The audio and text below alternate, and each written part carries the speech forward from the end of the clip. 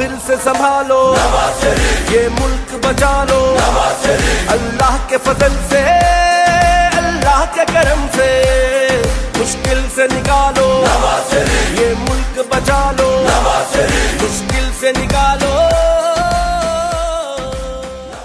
अंजम महमूद भट्ट सरपरस्त आला trader wing Punjab Pakistan मुस्लिम league नून की जानिब से उनकी रिहाइश गाह पर कार्नर मीटिंग का एहतमाम किया गया, जिसमें ख्वाजा साद रफ़ीक के एजाज़ में ज़हराना भी दिया गया।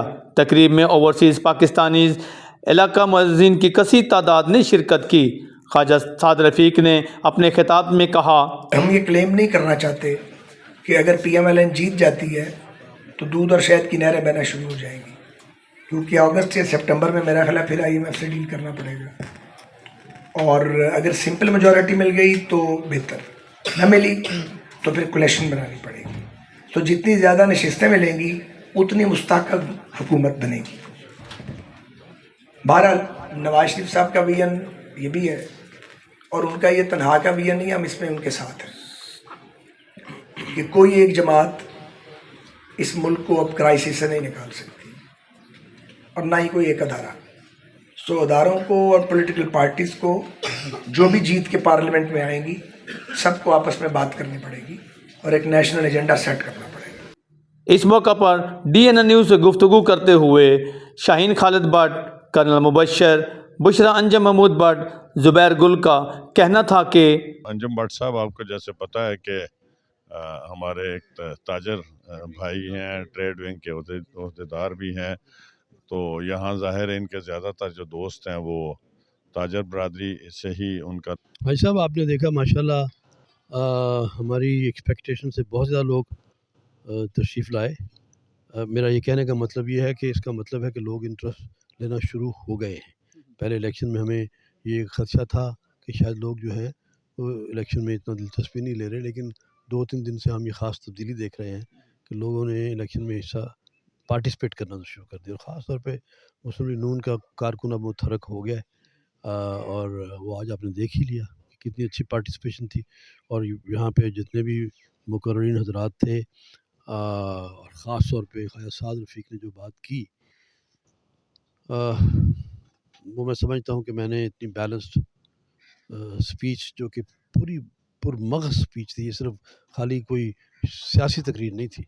उन्होंने बड़ी फ़िक्रमंद तकरीर की जिसके अंदर उन्होंने बताया कि हमारे मुल्क को क्या क्या मसाइल दरपेश है, रियलिटी बताई, और उसके अंदर उन्होंने उसकी पूरी ज़िम्मेदारी भी ली जो हमारी ज़िम्मेदारियाँ हैं। और फिर उसके अंदर उन्होंने कोई ख्वाब झूठा नहीं दिखाया। उन्होंने कहा हमें सबको मिल के, सबसे अच्छा पैगाम जो उन्होंने दिया कि सबको मिल के, अब सबको मिलने का मतलब ये है कि तमाम पॉलिटिकल पार्टीज़ को मिल के अपने अपने हिस्से जुस्से के मुताबिक मिल के इसके अंदर एफर्ट करनी पड़ेगी ताकि मुल्क को इस मुश्किल में से निकाले। ये किसी भी एक पार्टी का काम नहीं है, ये बड़ी अहम मैसेज है। इसको अगर समझ लें सारे तो इंशाल्लाह बिल्कुल इसको निकालेंगे। है कि जब तक हमारी जो बिज़नेस और जो तजारत है वो ऊपर नहीं जाएगी, उस वक्त तक हम शायद दुनिया में तरक्की ना कर सकें। और मियाँ साहब के आप मिसाल देख लें कि लाहौर की अगर आप मिसाल ले लें तो जिन इलाक़ों में कॉटेज इंडस्ट्री वगैरह है, जो लोग ज़्यादा कारोबारी हैं, जहाँ पर मार्केट्स हैं, वर्कशॉप्स हैं, इंडस्ट्रीज़ हैं, चैम्बर्स हैं, वो मेरा ख्याल है 100% मियाँ साहब के कंधे के साथ कंधा मिला के खड़े होते हैं।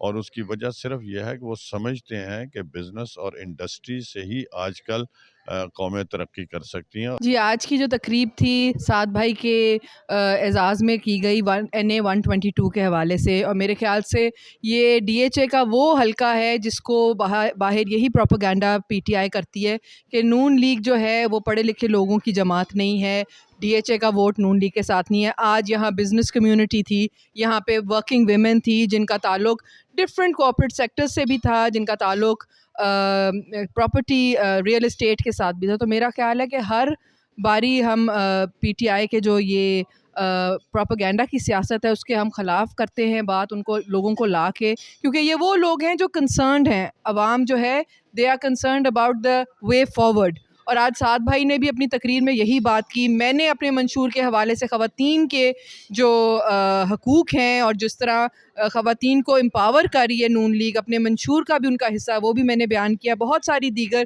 صبا صادق, شکیلہ لقمان, سینیٹر شاہین بٹ اور راحیلہ خادم نے مائنورٹیز کے حوالے سے بات کی. لارڈ میئر صاحب جو تھے کرنل مبشر, انہوں نے بات کی.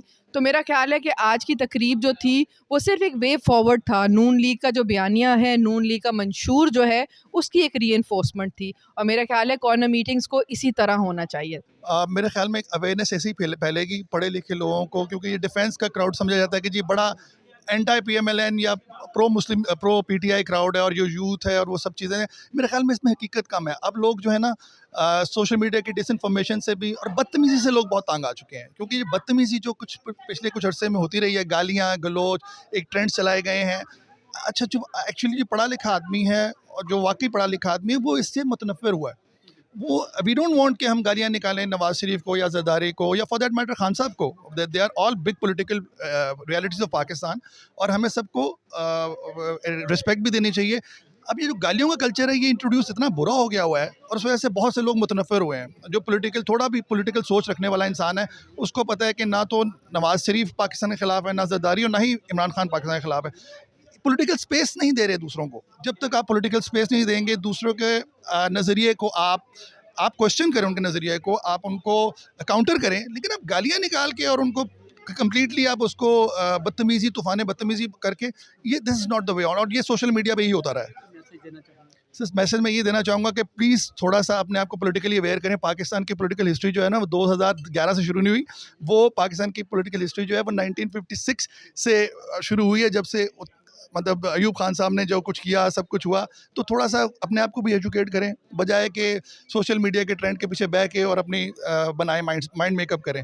بہتر ہے خود بھی تھوڑا سا پڑھ کریں, تھوڑا سی.